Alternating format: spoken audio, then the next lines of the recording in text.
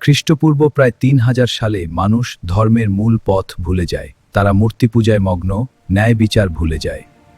অহংকার ও দুর্নীতি ছড়িয়ে পড়ল। মানুষের মধ্যে অনৈতিকতা, হিংসা ও শিরক বৃদ্ধি পেল। এটি শুধু ব্যক্তিগত নয়, সামাজিক বিপর্যয়ও তৈরি করল। এই অন্ধকার সময়ে আল্লাহ তাআলা নূহ আলাইহি ওয়াসাল্লামকে মানবজাতির কাছে প্রেরণ করলেন। তার দায়িত্ব ছিল মানুষকে সত্যের পথে ফিরিয়ে আনা।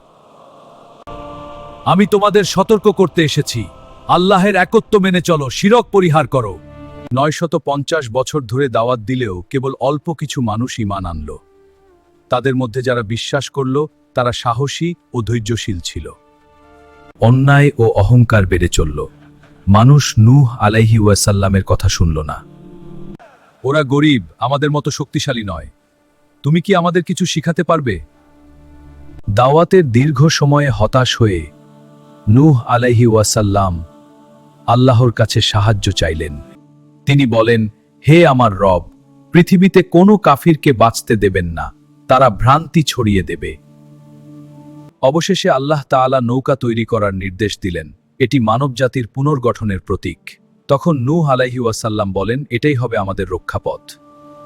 মানুষ উপহাস করলেও নূহ আলাইহি ওয়াসাল্লাম ও মুমিনরা আল্লাহর ইচ্ছা মেনে চললেন। কওমের কিছু লোক বলল, মরুভূমিতে জাহাজ, তুমি কি পাগল? সবাই ধৈর্য ধরো, মহান আল্লাহ আমাদের রক্ষা করবেন। আল্লাহের নির্দেশে আকাশের দরজা খুলে গেল। পানি এমনভাবে বাড়ল যে সবাই ছোটাছুটি শুরু করল।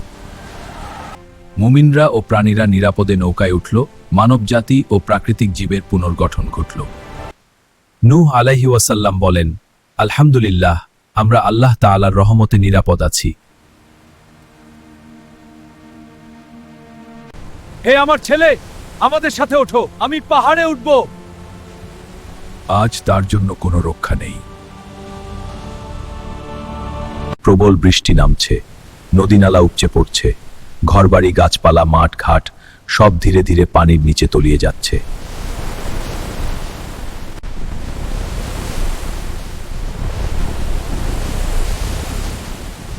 নূহ আলাইহি ওয়াসাল্লামের ছেলে শেষ পর্যন্ত বাঁচতে পারল না। সে কাফির হয়ে মৃত্যুবরণ করল।